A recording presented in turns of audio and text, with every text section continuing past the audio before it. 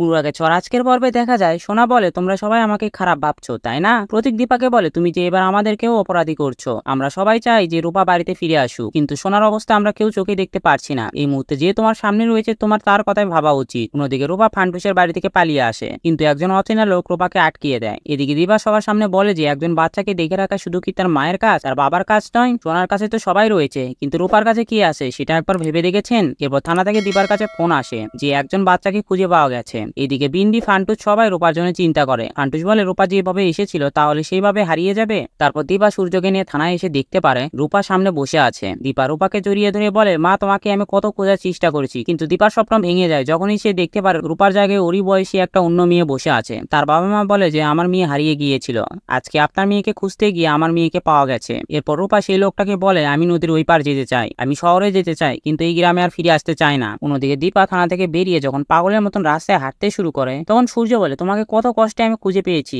আজকে একটু হলে অ্যাক্সিডেন্ট হচ্ছিলে, তুমি আর সোনা দুজনে দড়ির মতন দুই দিক থেকে আমাকে টানছো। কখনো ভেবে দেখেছো আমার মনে কি চলছে? সেদিন তো তুমি বলেছিলে যে আমি তিনজনকে ধরে রাখতে পারবো না, সেজন্য আমার হাত ছেড়ে দিয়েছিলে, সব ডিসিশন তুমি নিচ্ছ। অন্যদিকে সেই লোকটা রূপাকে বলে, তুমি এই গ্রামে কাউকে না জানিয়ে পালিয়ে যাবে, এটা হতে পারে না, তোমাকে আমি ফান্টুসের কাছে নিয়ে যাব, তারপর যা হওয়ার হবে। এদিকে সোনা আর রূপার টিচার তাদেরকে দেখতে বাড়িতে আসে, কিন্তু বলে ফেলেছে আমরা শুনেছি সূর্য নাকি তার মেয়ের হাত ছেড়ে দিয়েছিল। সেটা শুনে সোনা নিচে নেমে আসে আর বলে, আমাকে বাঁচাতে গিয়ে বাবা পাতা মেয়ের হাত ছেড়ে দিয়েছিল। সোনার টিচার বলে যে সোনাকে তো এবার নর্মাল জীবনে ফিরতে হবে, সেজন্য একটা কথা বলি, স্কুলের সামনে একটা ফাংশন রয়েছে, সেখানে স্টুডেন্টদের বাবা মাকে পারফর্ম করতে হবে, তারা সেখানে পার্টিসিপেট করবেন। তো তখনই দীপা পরিকল্পনা করে, রূপা তার মাকে বলছে, মা আমাকে ছেড়ে তোমরা আনন্দ করবে। তো বন্ধুরা, ভিডিওটি কেমন লাগলো কমেন্ট করে জানাও, আর এমন গসিপসে আপডেট পেতে আমাদের চ্যানেলটি সাবস্ক্রাইব করুন।